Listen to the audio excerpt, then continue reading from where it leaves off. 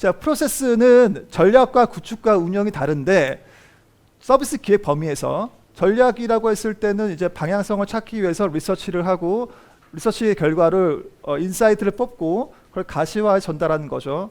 구축은 착수, 설계, 구현, 검수라고 하는 워터폴 모델이 있고 또 에자일 모델도 있죠. 어쨌든 단계가 있기 때문에 단계를 따라가면 되죠. 그리고 운영이라고 하는 것은 자기가 맡은 파트의 어떤 주도권을 가지고 요청이 들어오는 것을 자기가 설계하고 관리해서 최종적으로 반영하는 것까지를 의미합니다. 이렇게 프로세스는 기본적인 형태들이 잡혀 있기 때문에 그것을 잘 따라가시면 돼요. 특히 구축 프로젝트에서 이 프로세스를 잘 아시는 게 상당히 중요해서 이 부분만 말씀을 드릴게요. 또 이것은 산출물과도 연결성이 있어서 구축 프로젝트는 무조건 알아야 돼요.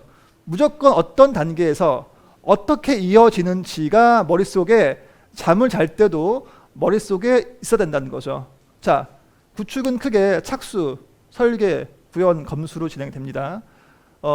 물론 에자일이라고 하는 방식도 있지만 90% 이상의 프로젝트에서 아직까지는 워터폴을 쓰고 있기 때문에 이 방식으로 말씀을 드릴게요. 자, 착수의 시작. 착수의 시작 뭐죠? 착수의 시작. 착수의 시작. 착수의 시작. 계약. 오케이. 계약이 이루어지는 거죠. 계약이 이루어져서 고객사가 수행사한테 일을 의뢰하든 아니면 내부적으로 CEO가 PO한테 진행시켜 라고 얘기를 하든 계약을 토대로 착수가 시작되죠. 그러면 누군가는 이제 수행 계획을 만들어서 여러분들한테 브리핑을 할 거예요. 기획자는 뭐 하죠? 요구사항 정해서 만들고 요구사항 정해서 토대로 해서 리서치된 결과를 묶어가지고 요구사항에 대한 해결책 제시해서 합의하죠. 설계서의 그 설계 단계의 시작은 뭐죠? 요구사항의 합의. 요구사항의 합의가 이루어지면 이를 토대로 정보 구조도 만들죠. 정보 구조도에 전체 페이지를 쭉 펼칠 거예요. 100페이지다. 그러면 우리 3명이 30일간 할 수 있는 분량이구나. 나오겠죠. 그것을 토대로 해서 화면 설계서 만들죠. 그래서 설계서의 끝, 구현의 시작은 설계서의 컨펌이죠. 설계서를 가지고 해당 의사결정자들이 컨펌해주면 그 단계들부터 구현이 들어가죠. 구현은 디자인, 퍼블리싱, 프로그래밍을 하는 단계인 거고 각각의 단계별로 기획자가 1차 검수를 진행을 하죠. 그 단계에서 작업관리서, 이슈보고서 같은 것들이 나올 수 있겠죠.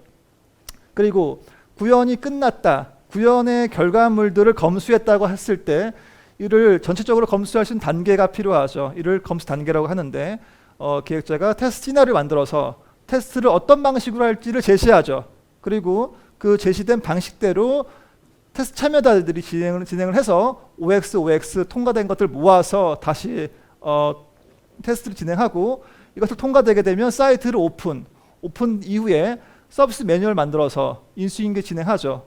이게 하나의 사이클이란 말입니다. 그렇죠?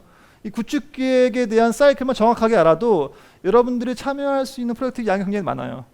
그런데 대부분 제가 이제 그 여러 가지 사업장에서 일을 했을 때 이 과정을 몰라서 아니면 이 단계의 시작점과 끝점에 대한 명확한 이해가 없기 때문에 헤매는 분들이 많다는 거죠. 그래서 이번 기회에 잘 알아뒀으면 좋겠고요. 좀 이어서 말씀을 드리면 산출물에 대한 부분인데 산출물은 사실은 내용이 좀 깊어서 그냥 간단하게 말씀을 드릴게요. 일단은 요구사항 정의서와 리서치 리포트가 있어요. 착수 단계에서 가장 중요한 것은 요구사항이 뭔데, 그렇죠? 요구사항이 뭔데를 내가 정의하는 거죠. 정의해서 어떻게 합의해요? 그냥 말로 이렇게 만들 거라고 합의해요? 그랬다가는 설계하다가 다 뒤집어지죠. 그러니까 시각화된 자료를 가지고 합의하는 거죠. 이 방식 맞지? 에지즈가 이런 모습인데 투비 이 방식 맞지? 오케이? 그러면 땅땅땅 확정이 되는 거죠. 그래서 요구사항을 시각화된 자료로 반드시 리서치를 동반해서 확정을 해야 한다는 겁니다. 그래야지만 설계 단계에서 뒤집어지지 않는다라는 거예요. 다시 얘기해서 요구사항 변동만큼 기획자를 괴롭히는 게 없다는 겁니다. 팀장님이 지난주에는 가만히 있다가 이번 주에 갑자기 김대리 우리 지금 이 정기 구매 기능을 말이야 이거를 꼭 넣어야 할 것 같아 이러면 이제 미쳐버리는 거죠. 그러니까 그런 것들이 안 나오도록 미리 착수 단계에서 못을 박아낸다는 거예요. 그때 막 뭐 그럴 수도 있겠죠 뭐 나중에 고민해 보시죠 라고 하는 순간 이제 헬파티 그쵸 열리죠. 설계 단계에서 이거 생각해봤는데 이거 아닌 것 같아. 김대리 미안한데 이거 좀 고쳐주세요. 나오는 거죠. 그래서 착수 단계가 가장 중요하고 이때 리서치에서 뭔가 시각화된 자료가 없으면 어떻게 변명을 하냐면 대리님 미안한데 내가 잘못 이해했어. 내가 이거지 몰랐단 말이야 라고 한단 말이에요. 그러니까 반드시 샘플 가지고 확정시킨다. 설계되는 크게 두 개의 설계가 있죠. 정보 설계와 화면 설계가 있는데 정보 설계는 우리가 메뉴 트리라고 하는 것들을 만드는 과정이죠. 100페이지가 있는데 어떤 메뉴로 잘라가지고 어떻게 페이지 만들 것인가를 고민하는 게 정보 설계죠. 그래서 같은 네이버 증권과 카카오 증권이 있는데 컨텐츠는 똑같아. 하지만 메뉴의 구조나 화면은 다르다는 거죠. 그렇죠? 이게 정보 구조의 차이점. 이것을 기반으로 해서 화면 설계 만든다. 네이버 맵과 카카오 맵은 제공하는 기능이 동일해요. 근데 뭐가 다르죠? UI가 다르다. 예, 어떻게 그 기획자의 의도에 따라 다른 거죠. 그러다 보니까 이런 설계 단계에서 기획자가 어떤 관점으로 이걸 바라보느냐, 어떻게 이 현상을 해석하느냐에 따라서 다른 결과물이 나온다. 정보 구조에서 중요한 거는 이제 누락된 페이지가 없이 전체를 뽑을 수 있어야 돼요. 우리가 투비를 만들 건데 투비 요구사항을 포함해서 원래 as 100페이지였는데 120페이지 늘었어. 이거를 정확하게 캐치업 할 수 있어야 되고 그것을 기반으로 해서 일정 짜고 그리고 나서 화면 설계 들어가죠. 자, 구현 단계에서는 기획자가 1차적인 컨펌을 하는데 기획은 끝났고 디자인, 퍼블리싱, 프로그래밍 하는 단계마다 1차적인 산출물에 대해서 기획자가 검수를 하죠. 그래서 오케이, 이건 틀렸어 라고 하는 피드백을 바로바로 줍니다. 검수 단계에서 테스트 시나리오를 만들어서 단위 테스트와 통합 테스트를 진행을 하는 거고요.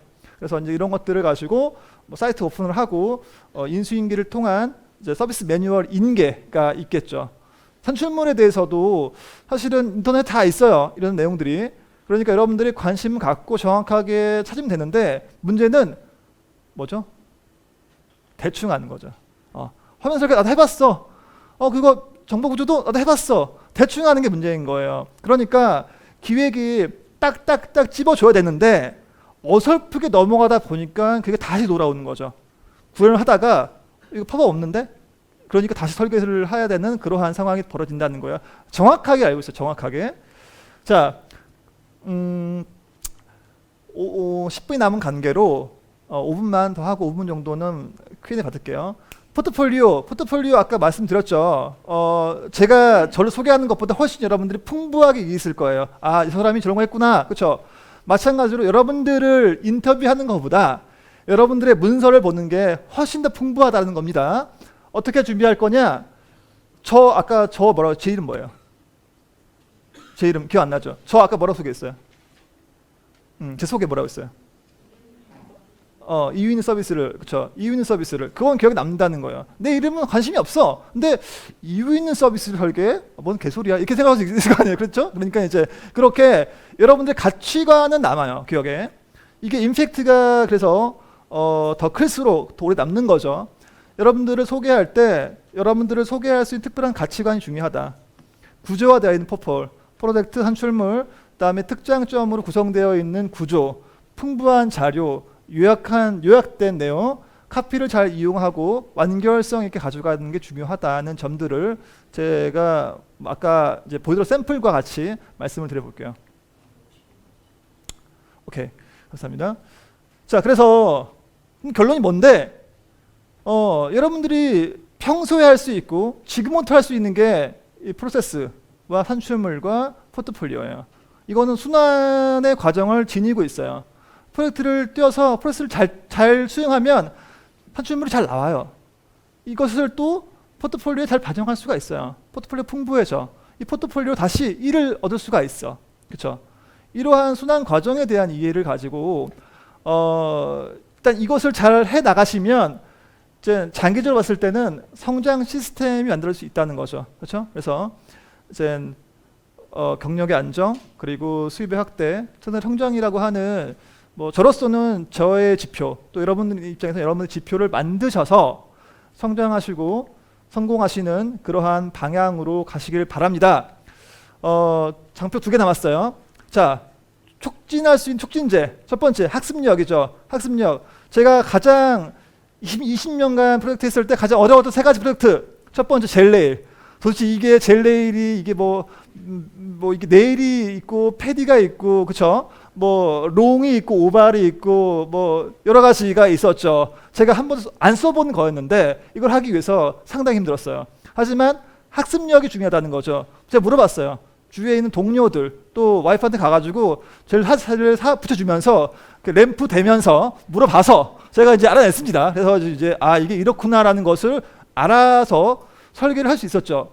두 번째 이유식. 제가 아이를 키워봤지만 이유식을 구입해 본 적이 없었어요. 최근에는 이렇게 병으로 나오는 게 많던데 병을 구입한 적이 없었기 때문에 어려웠어요. 그래서 제가 물어봤습니다. 어떻게 애를 키우고 있나요? 라고 이제 물어보고 찾아가서 이제 부탁도 하고 하정도 하면서 배웠어요.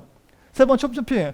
제가 한 번도 해본 적이 없는데 유일하게 제가 홈쇼핑 산 게 이 프로젝트 하면서 그 니트 그 5만 원짜리 3개 주는 거 했단 말이죠. 이렇게 학습력을 동반하지 않으면 기획자는 일을 할 수가 없어요.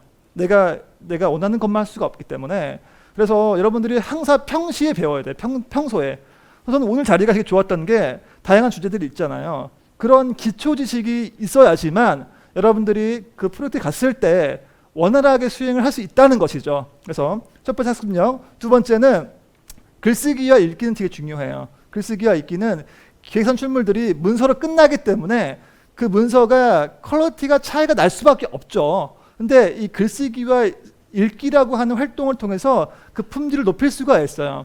이거는 시간이 많이 걸리기 때문에 여러분들이 평소에 이동하는 과정에서 또 이제 뭐 쓰고 계시는 소셜 미디어나 블로그를 통해서 평소에 연습을 많이 하시면 좀 더 성장과 성공이라고 하는 그러한 방향으로 빨리 갈 수 있다. 여기까지 하겠습니다. 네, 그래서 네, 감사합니다. 네.